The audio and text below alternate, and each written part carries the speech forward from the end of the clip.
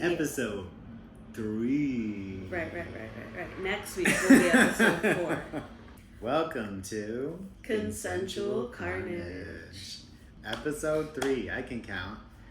We are talking about sex parties. Yeah, our favorite topic. Play parties. So let's start off with our initial interest in play parties, maybe some beginning experiences. Yeah, do you want to start? Because I feel like well, actually, I had my own experiences before you had told me about a specific party. You had let's just start this off by saying we came into the scene at the same time, is that correct? That's correct, yes. But Okay. I had some prior experience prior to when we had both started also, like, So more you recently. had been to a sex party before COVID. we started going together. Yeah, Before COVID. yeah, when I was Okay. like 18, 19. Wow. Dark days is Dark how days. I call it, yeah. Oh, I literally went to maybe 2 or 3 parties, and they were all really terrible. Dang.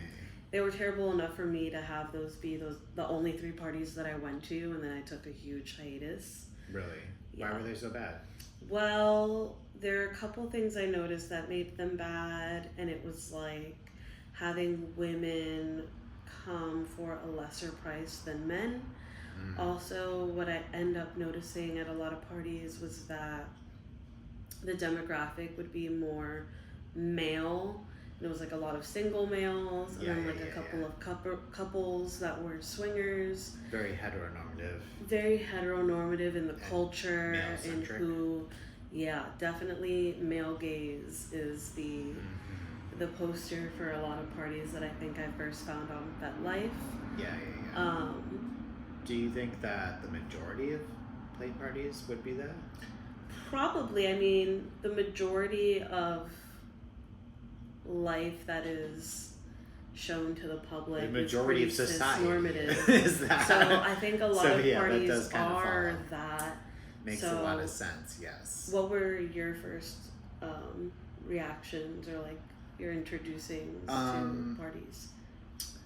Well, my first play party actually was online because it was during COVID. Oh, that's so weird. So it was kind of bizarre to have like a play party interaction that was not like personal. It wasn't in person. Was it on Zoom? Yeah, it was kind of, so basically we all met, and there was like a consent speech type of deal. Okay.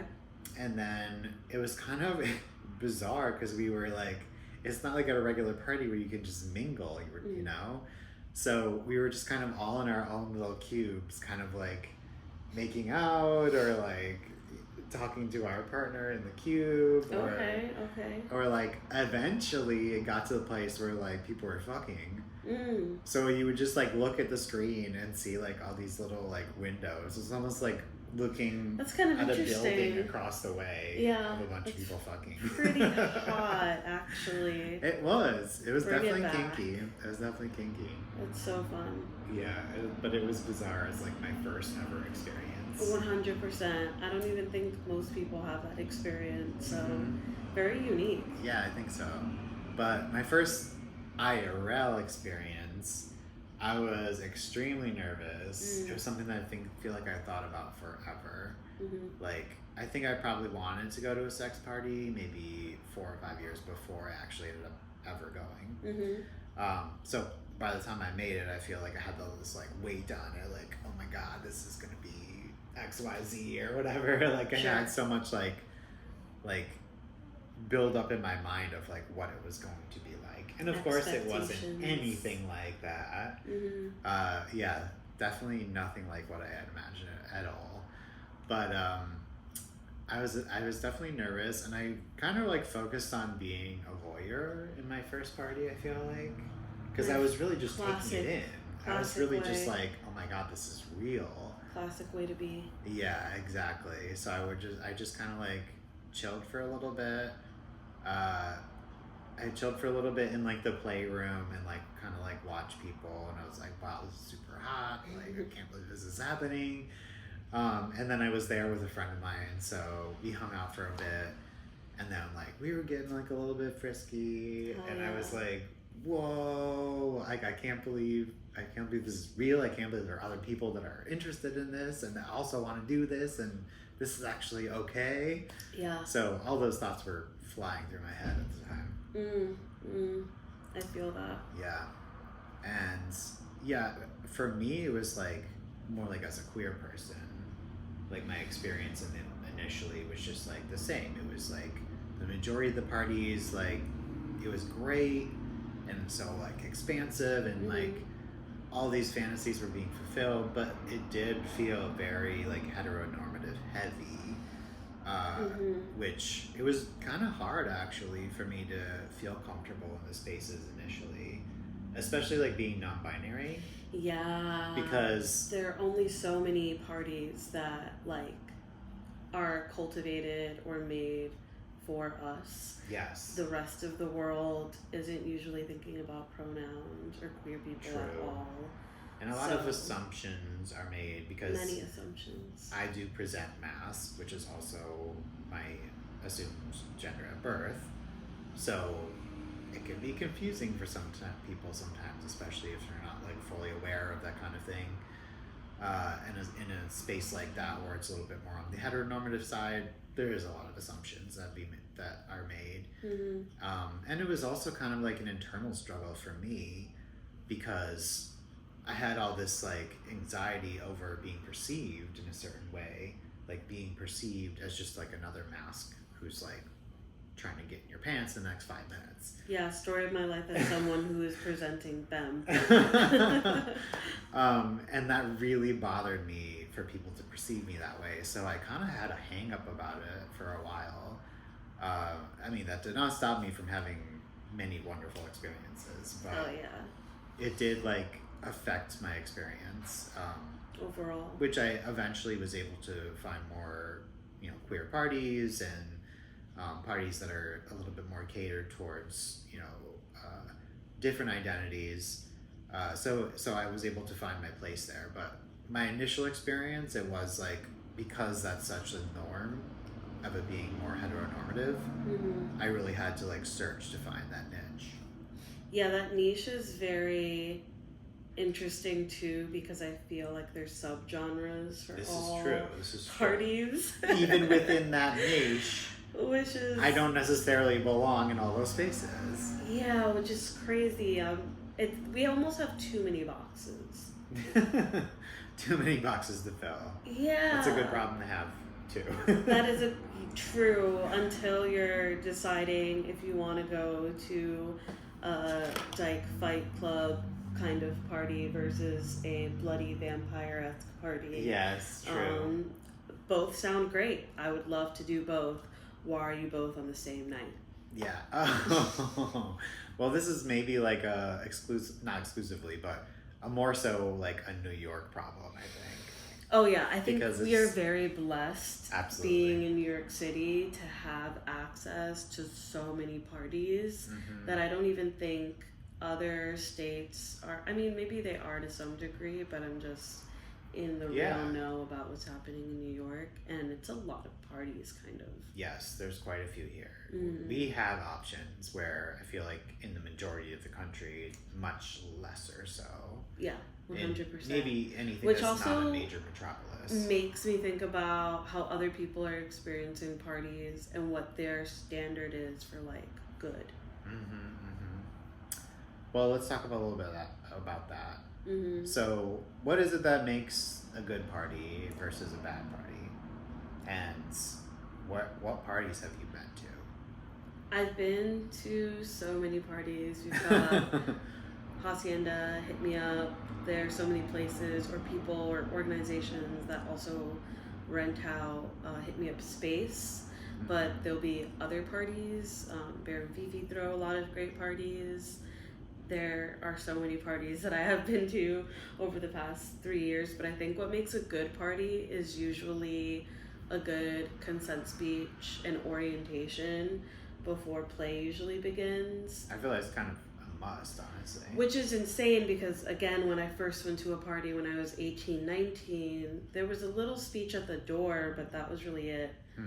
If you're going to parties that don't have a consent speech at the beginning, probably not the safest environment. This is my opinion. Just a thought. So definitely having that, I think, sets a good container for what the space is going to be like.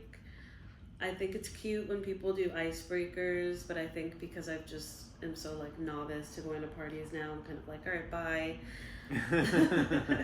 Versus I can see for like a newcomer, I remember when I went to my first party and did an icebreaker, I was like, okay, it's not just me. Yeah. Like everyone else is experiencing this for the first time and is a little nervous. And that's true. we all got these little butterflies. Yeah, yeah.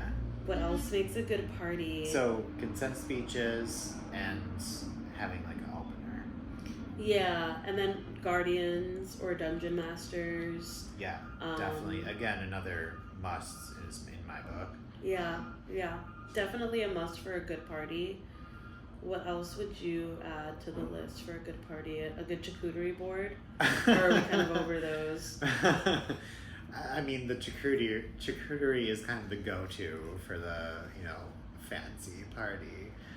But, yeah, I mean, food is good, but I feel like I've been to parties that have just, like, the average food. Yeah. And it's still good. Yeah. So I feel like it's not the most important. What is most important is the music. Because the music sets the vibes for the entire thing. This is true. So if the music is off, it's really hard to get into the headspace, like to get into the zone, to be sexy and to be flirty.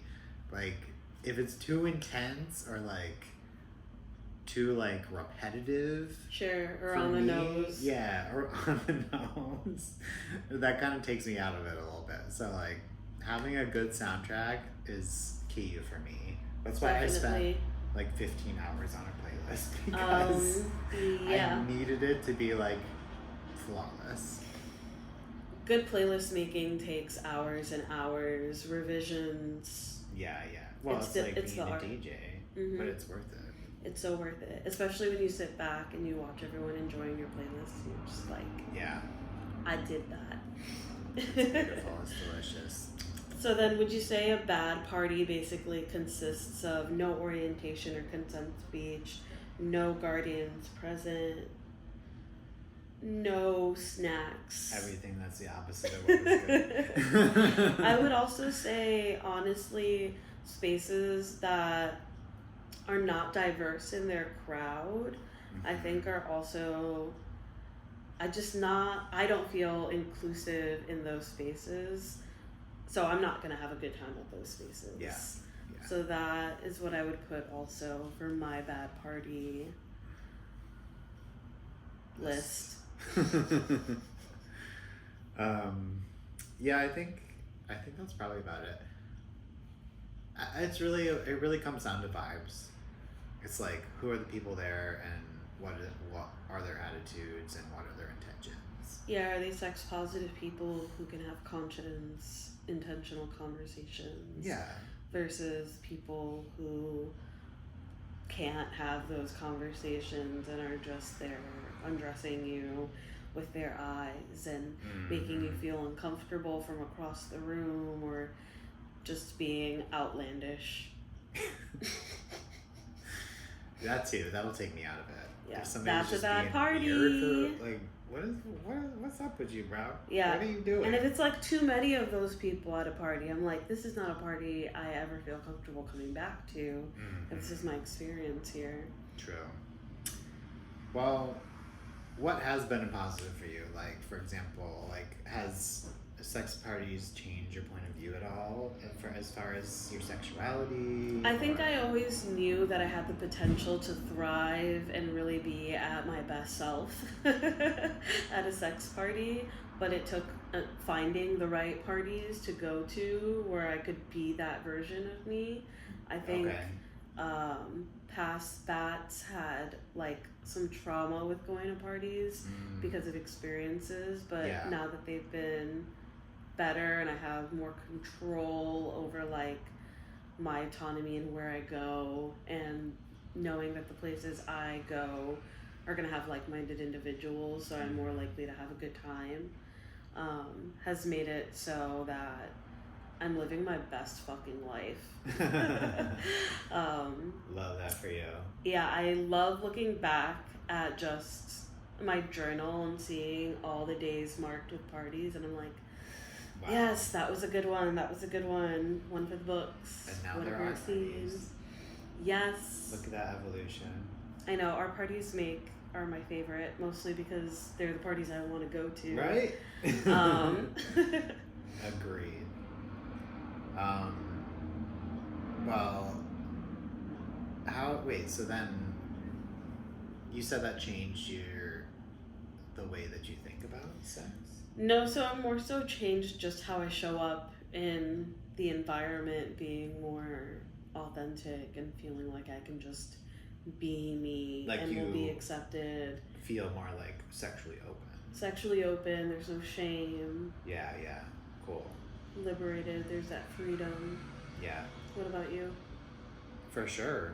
Same. I mean, I had a lot of like shame before I entered the sex positive scene because I didn't really have any example of it in my life before then. Yeah. And society doesn't help. Society is the worst example. And then I already told you about like my hang up because of being non-binary, so I had a whole lot of shame centered around my sexuality, mostly because I didn't understand it. Like before I entered the sex positive scene and the kink scene, I would have all these like internal urges that I didn't understand where they were coming from or like what they meant, and they just made me feel so bad about myself because I was like, why would I want to be like assertive towards somebody I never met, or not somebody I've never met, but you know, like why would I want to be like aggressive in bed or whatever? Yeah. But now I understand what that means and how to use it. But before I entered the sex positive scene, like I didn't know that. Right. So it really opened my life. It opened my mind in so many ways. And also just in relationships in general. Yeah. Because I feel like my relationships have definitely blossomed since attending parties. For sure. I'm just having better sex. Like always. And not just sexual relationships, like all relationships. Yeah. Really. I have some amazing friendships that I have made from meeting people at these parties. Absolutely. Just like, wait, we actually get along really well. We should hang out more. Those are the best. I think it's also being in the sex positive scene and in the kink scene, it's like a lot about communication. Yeah. So and if there's one having thing that as your standard in life, you're going to apply that to your other relationships, including just like your regular congenial friendships. Yeah. And having that communication just really makes things flow so much even better. Yeah. My friendships with people who I've met in the scene are low-key superior. You didn't hear that from me.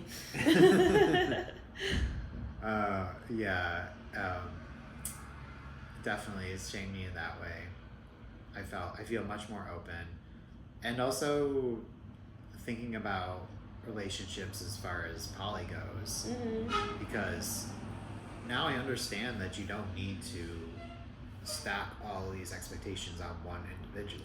Yeah. And you can kind of like pick and choose from people's different baskets of what do you have connections over and what don't you really have connections over. Exactly. And enjoy the things that you do and not have to worry about the other things, because you can go to your other friend that can fulfill those needs for you in other ways. Yeah, 100%. So it's just really opened my mind as far as that goes, like any kind of communication and relationship that I would have.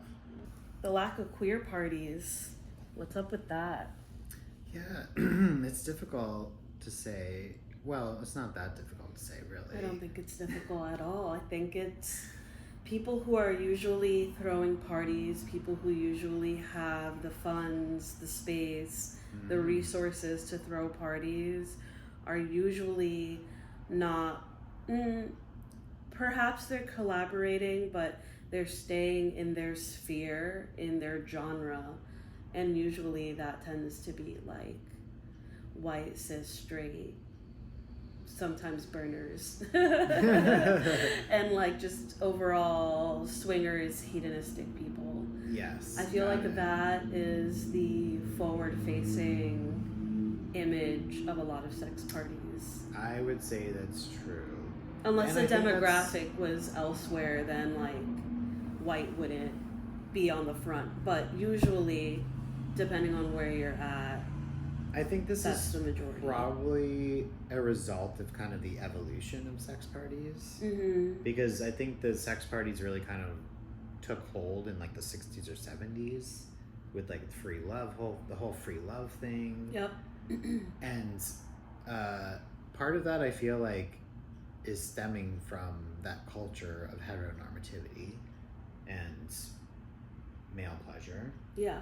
So it makes sense that that's really something that's still prevailing within the scene. But there are a handful of really great queer parties that are happening in the scene. This is true. I think Shout out to the Instagram algorithm for pushing them out to me specifically. Again, like with the history, I feel like up until maybe about like 10 years ago, a lot of those parties were more like male gay, like cis male gay. Yeah, or underground, probably. Or underground, too. Yeah, I suppose. But I think that in the last 10, 15 years with social media and everything and just the culture, that there's more and more, the gap is widening more and more for the identities and parties that we're having. Yeah, and I think what I love to see about the queer parties that are coming up is that there's no real competition because there's a need for the parties. This is true. So the people will be attending the parties. Yeah, you're right. Yeah, and I feel like for me, coming into like the play party scene and having it be kind of a struggle, being non-binary and being mask presenting and having that be something where I would have to explain myself a lot, and like I said, this is like my own thing, but yeah. I did also have some internal struggles over it, which was kind of like a hang up for me for a lot of it. But whenever I got into queer spaces, that all kind of melted away because I knew that they weren't making these assumptions about me. I was gonna ask, do you feel like your experience at the previous party that we threw, Queer Euphoria, versus your experience like when you first went to a party, like what really changed besides the atmosphere being more geared towards you? I mean, I've changed over that time too. Like I've come to like accept who I am more. So I'm able to just be more authentically myself and not worry about what other people think. Yeah. But do you feel like you had an easier time at the party that you threw, or we threw, basically? Well, yeah, because we threw it. But we're kind of the bosses there. Besides it being its own flex, I guess it's hard because that was like a huge contribution to like how the night went, getting a bunch of compliments about throwing the party. Yeah, so ideally, for sure, you're being met with a lot more love than at a party that you didn't throw. You feel better at a party where you know you're being respected, your pronouns are being respected, you're celebrated in the space, versus going to a party that's more geared towards the normative society where for sure you're probably being misgendered. Well, I immediately feel more comfortable around people because I don't think that anyone's viewing me for my gender or my perceived gender. Versus at a more heteronormative party, it's almost like a given. Like, I have a mustache, so I'm obviously a man. Like, that's how people think. Yeah. And therefore, I'm here to, conquer you or something. I don't know. I understand that, like, some of that is, like, in my own head. But it is true. It is, like, something that is perceived. So I think that's just part of, like, the culture, too. And I always felt more comfortable at going to queer parties. Yeah, definitely. And that's really why I think that I'm dedicating myself to now creating more queer spaces in my life, like not just only through the sex positive scene, but also in my tattoo business, and really like any aspect of my life that I'm going down. The purpose of that is to create more queer spaces. Yeah. Because ultimately, the way that we're going to fight the things in our lives that oppose us is by taking up space. Yeah. So by creating spaces for queer people to thrive and to live their best lives, we are basically fighting against the man. Taking and up creating the space. creating a better world for our future. So go to queer sex parties because you're going to change humanity.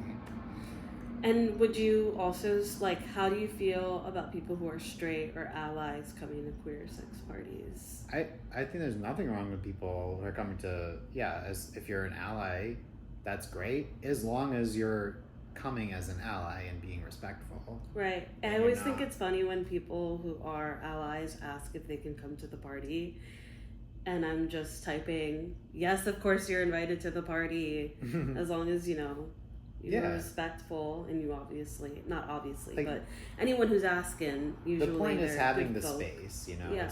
It's not excluding people. Yeah. So I would invite anybody who's an ally, as long as they understand what that means. Well said. Mm-hmm. Great.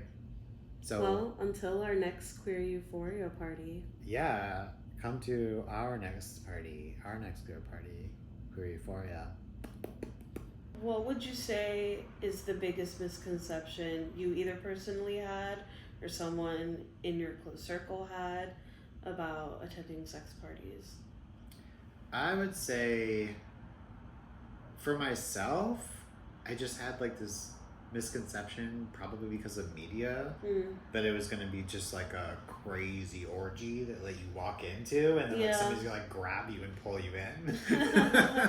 No consent, just grabs. No consent. It's just like everyone's here to fuck, so we're gonna go on a pile and fuck.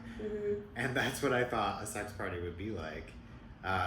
It turns out there's a lot more human aspect to it than that, and there's a lot more like talking involved, like a ton more talking involved than I had expected. They don't show you that in the media. Yeah, they don't show you that in the media. So I think that's probably a big one. It's just like that sex parties are like Greek orgies where we like get drunk and. Yeah, I think a misconception I had was that like I had to fuck. Especially for sure. The first party I ever went to, I was like, well, I spent, this money to do the thing. Like, why wouldn't I come here and do it? And there's so many reasons why you wouldn't do it. Right? But I think that was more of a assumption based off of societal notions that there's a rule book of how to be at a sex party. When in reality, if there was a rule book, it wouldn't necessarily say you need to have sex on your first evening. And this is also, I think, an assumption from like an outsider's perspective. For sure. Where you're kind of just assuming that it's kind of being like, well, you wore short shorts, so you were asking for it, Yeah. No, that's not how it works. Not at all. And the people within the community, it's like, just because you're at the sex party doesn't mean you're a sex maniac. Right. You could just be like a sex positive person and want to be around other sex positive people in a safe environment. I think a lot of people don't realize that you can literally find your people in your community, your tribe, by going to these events. If you're finding the events that align with your intentions and desires.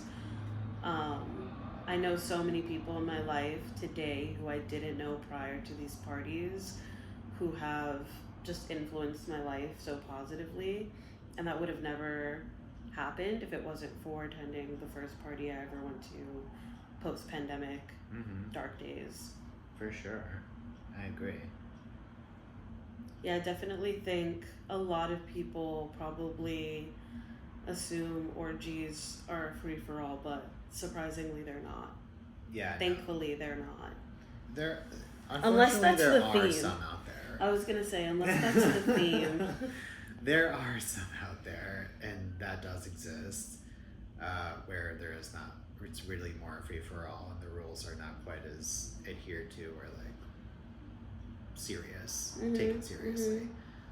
But those places do exist in the sex positive scene, and as long as you're just paying attention to your green and red flags, you'll find the places that you need to go. Yeah, you'll find the places that feel right to be at. So one of the things that about sex parties that makes it more safe is that there are some measures that are in place to make sure that sex parties are safe, which is something that Theoretically should be a yes. thing. Well, measures in place. It doesn't mean that it's 100% system. Mm-hmm. But there are things that we do in the sex positive scene to ensure the best possible experience Yeah. in responsible scenes. This is, again, not something that's across the board, but it is something that we strive to do, I think, within the community. Mm-hmm. It only makes sense. It's like, if you want the scene to continue on, you want it to be an environment for people to be able to thrive in. Yeah. So ensuring that you have the safest environment possible, given everything that you know that you're responsible for going into, Mm-hmm. that we have these measures in place. So what are some of these measures? So definitely having security at the door, I Yeah. think, is a really good Just measure. like any event space. Yeah, I think a lot of people don't realize how clutch security really can be. Especially, it only takes one time for something to happen where you're like, oh, I should have gotten security that night or something. Yeah. So to sure. just always have them is literally a good security for your party. It's worth the investment. It's worth the investment. I would say, Guardians. yeah, having guardians who usually are wearing some sort of like light up wristband. Mm-hmm. They're usually trained in. So if anybody doesn't know, if you're a guardian, it's somebody who's at the play party, who's specifically there just to like going around the party and look out to make sure everybody's being responsible, and just to be like a source for people to go to if they need anything, Mm-hmm. even if it's just like cleaning or just somebody to talk to. They're just like kind of neutral people that are at the party to Yeah, ensure the safety. a definite safe space for you to go to if you ever feeling any anxiety, or literally if you just need someone to talk to and came alone to the party. Exactly. Which I think the first time I saw guardians at a party, it was like, why wasn't this around a couple years ago when I first started going to parties? So when you first started going, they didn't have guardians? No guardians, no orientation. Dang, those are red flags. Nothing. But I witnessed those red flags pretty quickly, and I didn't continue to go to parties that didn't Yeah. do that. Yeah, that's good. But also, I've recognized to some degree. No, I'm thinking about Submit, because that's one of the only parties I also went to before the pandemic. But they always had dungeon masters, and they also did some sort of like orientation. Mm-hmm. So they were good. I would bring it back. Shout out for Submit then. Right. What would you say are some safety precautions or policies that are in place? I mean, everything that we mentioned. There's also a lot of spaces will have an outside, like, third-party person that comes in to oversee the consent policy Yes. in the process, Mm-hmm. so that if anything does go down, that it's never going to be like a question of like, who should we talk to, or is it going to be something where they're like choosing favorites or something like that. Mm-hmm. Mm-hmm. So that way you ensure like that everything's going to be fair when it comes to forming these policies. Yeah, I think that's a green flag for sure. Absolutely. And then just having like doing the consent speech. Did we say that already? Yeah, orientation, consent Yeah, speech. same thing. But making sure that there is a something around the organization, like a mission statement kind of thing, where they have some sort of direction that they're going in. It's not just like a frat house that wants to fuck all the time.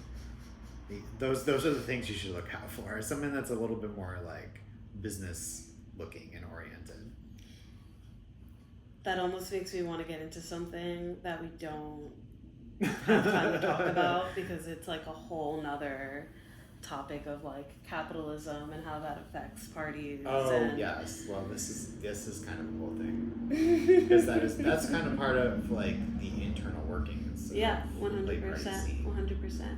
There are literally people who have created play party spaces in thoughts that they can sell their company one day and be millionaires.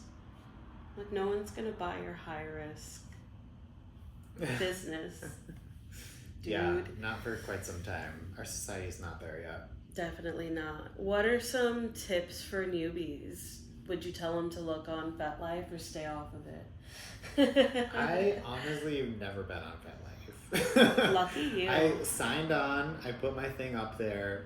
I think I sent like 2 messages and then never looked at it again. Hell yeah. I think it's just one of those things where personally it's a little bit outdated for my usage, like what I actually want to do with it. Sure. And I also think that it's something where maybe some of the like a more OG part of the community is using it. That, and I think it's probably better utilized in places that are smaller cities or like suburbs. This is true too, yes. That's probably where it thrives. But I feel like in a city like New York or San Francisco... So you think it's better off in like a smaller city? Possibly, especially if they have no other way of finding out what's going on in their city. I don't know what their algorithm's looking like. I think it's like Instagram or Twitter for social media. Nowadays, yeah, that's how we've evolved, I think. But there are also some apps now that are being created. I think there's Plura. I know Mesh, I think, is doing weekly, like, they'll show you all the parties that are happening. Okay. But they're like general parties. Sometimes you post on Lex too. Yes, Lex is a great resource for That's the also queers. more, yeah, that's a queer one. Besides those apps, I would say don't be afraid to also inquire in like who's running the party that you're attending either. Especially if they don't have like a website or a mission statement, because a lot of people who are throwing parties. That's a big one. Just vet the people and the parties that you're attending. Yeah. Vetting is a big one for newbies for sure. I think that's like in the experiences that I've heard of new people entering the scene, especially people that are on the sub side, playing with people that you know other people who played with, I think is even more important. We love our community. Yeah, because in that case, you're already giving some sort of power exchange there. Yeah. So you want to make sure that if you're doing that with somebody who's responsible, yielding that power. So vetting your play partners, that's a big one. I had one and it just flew away. I would also say like a big one for play parties in general is that you don't have to play at play parties. Correct. So especially when you're first starting out, I wouldn't pressure yourself too much to actually like get into a scene immediately. If that's you, if that's like voyeurism, your life, then do you. But voyeurism exists for a reason. Yeah. Like attending and just watching is more than enough. Absolutely. And that's part of the experience too, and that shouldn't be taken for granted. Definitely. I think that's forgotten. A lot of people who attend parties, especially if they're alone, sometimes will tend to like rely on substances to like help them in the space. Yeah. And I find that usually substances can be abused a little bit, so it's always better to be sober. Yeah. At these spaces. In a play party scenario, absolutely, I would say, within reason. I think that if you know your limits, know your limits. But I think I've noticed that newbies tend to, if they're gonna overdrink, there's probably gonna be a consent violation attached to that. Yes. Because the majority of consent violations that occur are from people who are intoxicated. That's exactly what I was gonna say. Is in a play party environment, you're better off being sober so you can make responsible decisions. Exactly. The more intoxicated you are, the less you can actually give your consent. So at a certain intoxication level, you can no longer even give your consent. Right. So you're basically taking that power away from yourself. And the other person who doesn't know that you're inebriated and like could literally just pass out. It just kind of like adds an extra layer of risk where you're already taking risk. So it's I can't imagine if someone who's doing drugs didn't tell me they were doing drugs and then like fell asleep while inside me. I would probably freak out. Just not a responsible way to be at a play party. Definitely not. So keeping the intoxication, the inebriation at like a chill level. Yeah, you don't want to be the person to ruin the vibes and get kicked out of a place. Yeah, that too. That's the worst. So yeah, and be respectful, I guess. I think that's a given, but also, unfortunately, in this day and age, a need Not to for say. everybody. Yeah. There may be some people coming into the scene not really understanding everything that we're talking about here. Yeah, very true. So very true. I think I need to put it out there as well. I think Any that's other tips? probably it for me. Yeah, same. Yeah? I think we covered all the bases. It sounds good. Heck yeah. I think we might be ready to wrap this one up. Until next time, you just watched another episode of Consensual Carnage. The podcast. Do do do do.